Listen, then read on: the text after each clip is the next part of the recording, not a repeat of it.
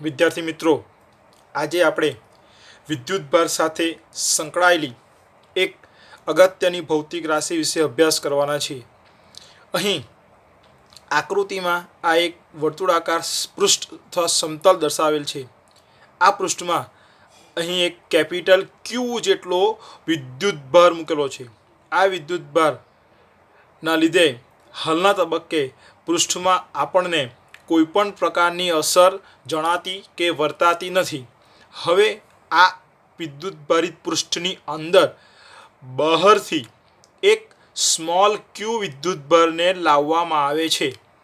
તો આ સ્મોલ ક્યુ વિદ્યુતભાર પર આપેલા કેપિટલ ક્યુ વિદ્યુતભારના લીધે બળ લાગે છે. અહીં એક ધ્યાન રાખવાનું છે કે લાવવામાં આવેલો સ્મોલ ક્યુ વિદ્યુતભારનું મૂલ્ય ખૂબ જ નાનું રાખવું અને અહીં લાવવામાં આવેલા સ્મોલ ક્યુ વિદ્યુતભારને પરીક્ષણ વિદ્યુતભાર કહેવામાં આવે છે. આમ જો પરીક્ષણ વિદ્યુતભાર સ્મોલ ક્યુ પૃષ્ઠમાં ન હતો તો આપણને પૃષ્ઠમાં કોઈ અસર જણાતી નથી.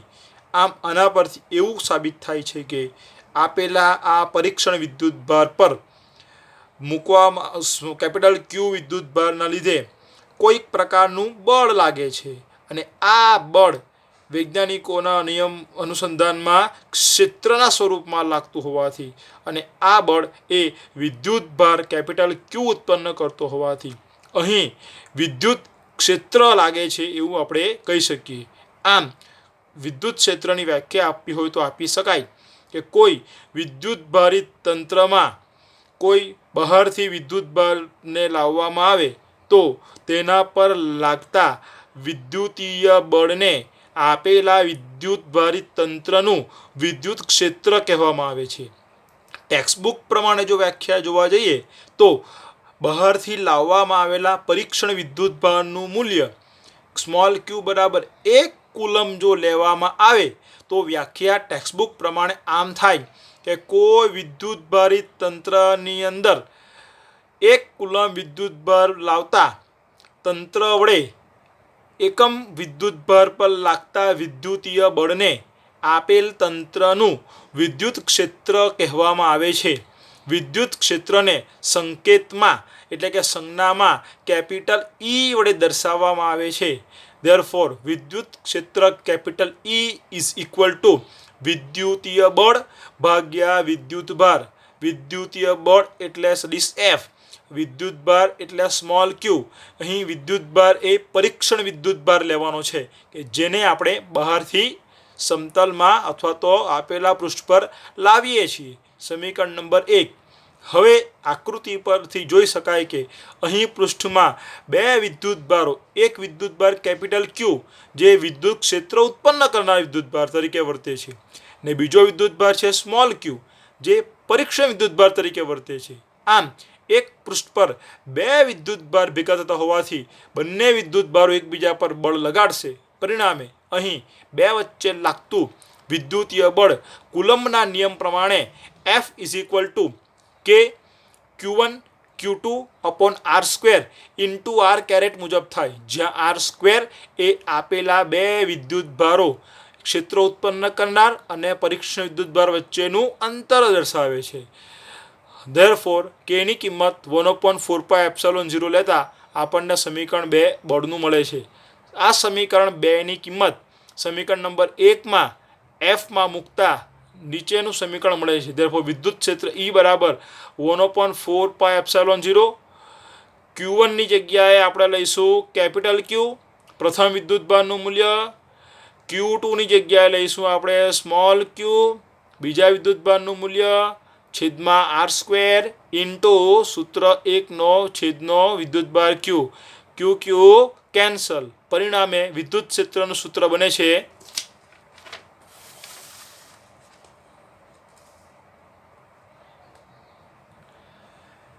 Capital E is equal to 1/4πε0 Q upon R square into R caret. સમીકરણ નંબર 3. જો સમીકરણ 1, 2 અને 3ને સાંકળવામાં આવે અથવા સમીકરણ નંબર 3ની માત્ર જમણી બાજુ અંશમાં અને છેદમાં ક્યુ વડે ગુણવામાં આવે તો નીચેનું સમીકરણ નંબર 4 આપણને મળે છે. આમ વિદ્યુત ક્ષેત્ર અને વિદ્યુતીય બળ વચ્ચેનો સંબંધ E બરાબર સદિશ F/Q છે. વિદ્યુત ક્ષેત્રનો SI પદ્ધતિમાં એકમ ન્યૂટન પર કુલમ છે, કારણ કે અંશમાં બળ F એટલે બળનો એકમ ન્યૂટન અને વિદ્યુતભાર Q નો એકમ કુલમ છે. વિદ્યુત ક્ષેત્રનો બીજો એકમ વોલ્ટ પર મીટર પણ છે, જેને સંકેતમાં V/m તરીકે પણ લખાય. બરાબર છે. સમીકરણ 2 અને સમીકરણ 3 એ ટેક્સ્ટબુકમાં સમીકરણ 1.6 અને 1.7 છે તરીકે લખ્યા છે, અને સમીકરણ નંબર 4 જે છે તે ટેક્સ્ટબુકમાં સમીકરણ 1.8 ના સ્વરૂપમાં લખેલ છે. હવે આપણે વિદ્યુત ક્ષેત્રના 3-4 મુદ્દા જોઈશું. પ્રથમ મુદ્દો એ છે ચોપડીના નિયમ મુદ્દા પ્રમાણે કે અહીં આપણે પરીક્ષણ વિદ્યુતભારનું સ્થાન ગમે ત્યાં લઈ શકીએ, પરંતુ એના વડે ક્ષેત્ર ઉત્પન્ન વિદ્યુત કરનાર વિદ્યુતભારના મૂલ્યમાં અથવા એના સ્થાનમાં ફેરફાર થવો જોઈએ નહીં. એટલે કે આકૃતિમાં દર્શાવ્યા મુજબ સ્મોલ ક્યુ વિદ્યુતભારને સમતલમાં ગમે ત્યાં લઈ શકાય, પરંતુ કેપિટલ ક્યુ વિદ્યુતભારના સ્થાનમાં ફેરફાર થવો જોઈએ નહીં. એટલે કે ક્ષેત્ર ઉત્પન્ન કરનાર વિદ્યુતભારના સ્થાનમાં ફેરફાર થવો જોઈએ નહીં. ત્યારબાદ બીજો મુદ્દો એ છે કે ક્ષેત્ર ઉત્પન્ન કરનાર વિદ્યુતભાર અને પરીક્ષણ વિદ્યુતભાર એ બે વચ્ચે લાગતું વિદ્યુત ક્ષેત્ર બંને વચ્ચેના અંતર પર આધાર રાખે છે. મુદ્દો નંબર 3, ધન વિદ્યુતભાર માટે વિદ્યુત ક્ષેત્ર બહાર તરફની દિશામાં અને ઋણ વિદ્યુતભારનું વિદ્યુત ક્ષેત્ર અંદરની દિશામાં. એટલે ધન વિદ્યુતભારનું વિદ્યુત ક્ષેત્ર આકૃતિમાં જોઈએ તો એ આ પ્રમાણે આવે, અને ઋણ વિદ્યુતભારનું વિદ્યુત ક્ષેત્ર આકૃતિમાં જોઈએ તો એ આ પ્રમાણે આવે. ધન વિદ્યુતભારનું વિદ્યુત ક્ષેત્ર અંદરથી બહાર તરફ અને ઋણનું વિદ્યુત ક્ષેત્ર બહારથી અંદર તરફ. આમ આપણે વિદ્યુત ક્ષેત્ર વિશે પ્રાઇમરી માહિતી લીધી.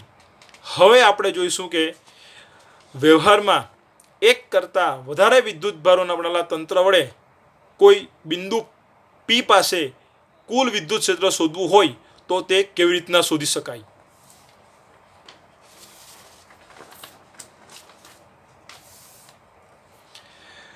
વિદ્યુતભારિત તંત્રને લીધે સમતલમાં આપેલા કોઈ બિંદુ પાસે વિદ્યુત ક્ષેત્રની કુલ તીવ્રતા શોધવાનું સૂત્ર.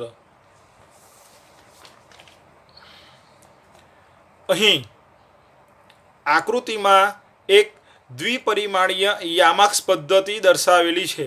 આ યામાક્સ પદ્ધતિમાં આપણે જોઈ શકીએ કે અહીં ઘણા બધા વિદ્યુતભારો Q1, Q2, Q3 up to Qn વિદ્યુતભારો આપેલા છે.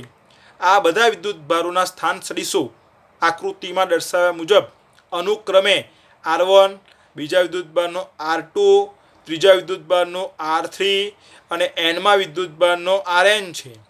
હવે આ બધા વિદ્યુતભારો આકૃતિમાં દર્શાવેલા P બિંદુ પર વિદ્યુત ક્ષેત્ર લગાડે છે.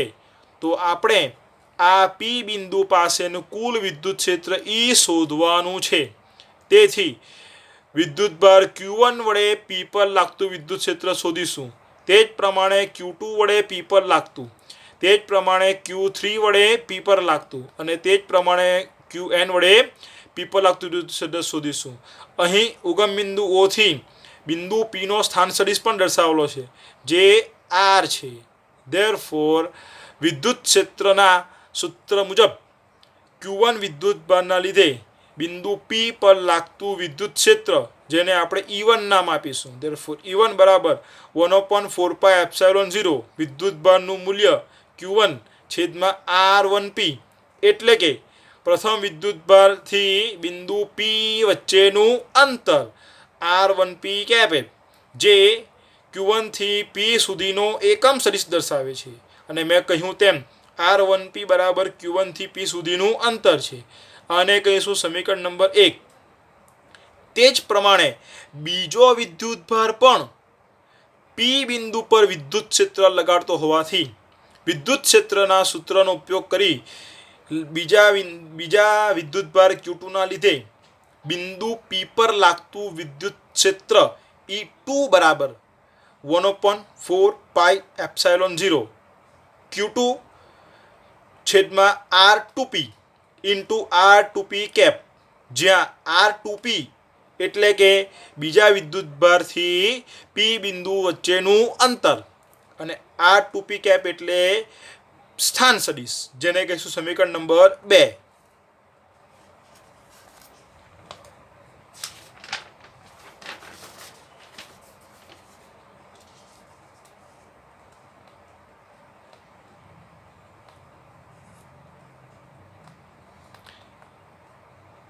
આ જ પ્રમાણે આપણે એનમાં વિદ્યુતભાર માટે પણ લખી શકીએ કે એનમાં વિદ્યુતભાર વડે આપેલા બિંદુ P પર લાગતું વિદ્યુત ક્ષેત્ર En is equal to 1/4πε0 into Qn upon RnP into RnP cap, જ્યાં RnP એ આપણે આકૃતિમાં જોયા પ્રમાણે એનમાં વિદ્યુતભારથી P વચ્ચેનું અંતર અને આ એનો સ્થાન સદિશ છે.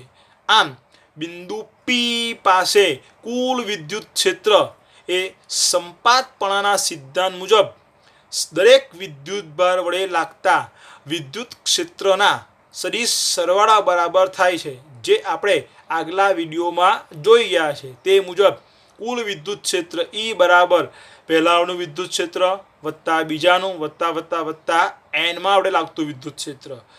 હવે પહેલા વિદ્યુત ક્ષેત્રની કિંમત મૂકતા પ્લસ બીજા વિદ્યુત ક્ષેત્ર વડે લાગતા વિદ્યુત ક્ષેત્રની કિંમત મૂકતા વત્તા એનમાંની વિદ્યુત ક્ષેત્રની કિંમત મૂકતા. હવે આ બધા પદોમાં ત્રણ પદોમાં એક વસ્તુ કોમન છે, 1/4πε0. બીજા પદમાં પણ 1/4πε0. ત્રીજા પદમાં પણ 1/4πε0. માટે આ ત્રણેય પદોમાંથી 1/4πε0 ને સામાન્ય કાઢતા એટલે E બરાબર 1/4πε0. હવે પ્રથમ પદમાંથી આટલું બાકી બચે છે, જેને આપણે કૌંસમાં લખીએ Q1 છેદમાં R1P into R1P caret plus બીજા પદમાંથી આટલું બાકી બચે છે, એને પણ આપણે કૌંસમાં લખતા વત્તા Q2 છેદમાં R2P into R2P caret plus ત્રીજા પદમાંથી પણ આટલું બાકી બચે છે, જેને પણ આપણે કૌંસમાં પ્લસ કરીને લખતા Qn છેદમાં RnP ઇન્ટુ RnP કેરેટ, જે n વિદ્યુતભારોના તંત્રના લીધે કોઈ એક બિંદુ પર લાગતું કુલ વિદ્યુત ક્ષેત્ર દર્શાવે છે. પરંતુ આટલું લાંબુ સૂત્ર ન લખતા ગણિતના સિદ્ધાંતનો ઉપયોગ કરી આપણે એનો સરવાળો સંકલનમાં ફેરવીશું. એટલે કે E બરાબર 1/4πε0 સિગ્મા. હવે આપણે જોઈશું કે કૌંસના દરેક પદોમાં પ્રથમ પદમાં Q1 છે અંશમાં, વત્તા પછીના બીજા પદમાં Q2 છે, આમ કરતાં અંતિમ પદમાં Qn છે. એટલે કે પહેલું બીજું ત્રીજું એ બધા વારે ફરતા આવતા હોવાથી આપણે એને I સંજ્ઞા નામ આપીએ, એટલે QI. અને અહીં લખીએ I is equal two 1. I start 1 થી થાય છે અને પૂરો થાય છે n પાસે, એટલે લખીએ n. વાંચવાનું sigma I running from 1 to n QI. હવે જોઈએ છેદના દરેક પદોમાં R1P, એ જ પ્રમાણે R2P, એ જ પ્રમાણે RnP. આમ બધામાં પાછું 1 to n આવે છે, એની જગ્યાએ આપણે સંજ્ઞા I ધારી છે, એટલે RIP લેતા ઇન્ટુ આ R1P cap, R2P cap, Rn cap ને જોતા પણ 1 to n કોમન હોવાથી એની જગ્યાએ આપણે I ધારેલ છે, તેથી R કેરેટ IP લેતા. આમ કુલ વિદ્યુત ક્ષેત્રનું સૂત્ર E is equal to 1/4πε0 sigma I running from 1 to n QI upon RIP into RIP cap, RIP cap એ એનો સ્થાન સદિશ દર્શાવે છે અને RIP એ આપેલા વિદ્યુતભારનું બિંદુથી અંતર દર્શાવે છે, જે કુલ વિદ્યુત ક્ષેત્ર શોધવાનું સૂત્ર છે.